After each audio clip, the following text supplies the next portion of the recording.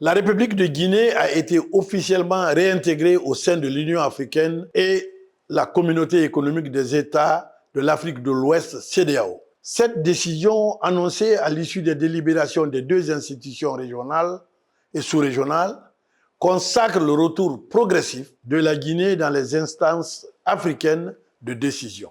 Elle traduit surtout la reconnaissance des efforts engagés sous l'autorité de son Excellence, le président de la République, le général Mamadi Doumbouya, dont la clairvoyance, le leadership et la vision éclairée ont permis de repositionner durablement la Guinée sur la scène diplomatique régionale et continentale.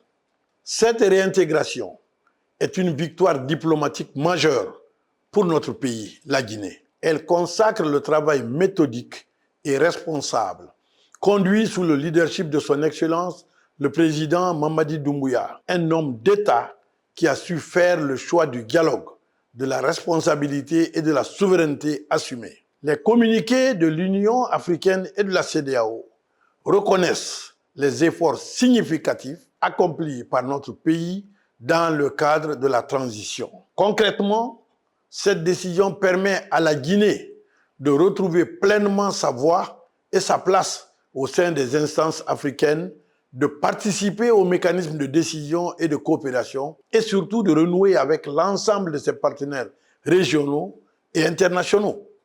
C'est un signal fort de confiance et de crédibilité adressé à la communauté internationale. La réintégration de la Guinée n'est pas un acte symbolique seulement. Elle est le fruit d'un processus d'évaluation rigoureux qui a pris en compte les avancées concrètes enregistrées sur le plan institutionnel et démocratique. Ces progrès sont le résultat direct de la vision éclairée du président général Mamadi Doumbouya qui a placé la refondation de l'État et le retour à l'ordre constitutionnel au cœur de son action. Grâce à sa vision, des réformes hardies et structurantes ont été engagées, notamment le recensement à vocation d'état civil et électoral, le renforcement du dialogue politique et la consolidation des institutions. Les décisions de l'Union africaine et de la CEDEAO viennent ainsi reconnaître une démarche responsable fondée sur la confiance, la stabilité, l'inclusivité et la recherche permanente d'une démocratie durable plutôt que sur des solutions hâtives et temporaires. Cette réintégration envoie aussi un message fort. La Guinée est de retour, avec dignité et responsabilité dans le concert des nations africaines et pourquoi pas dans le concert des nations tout court.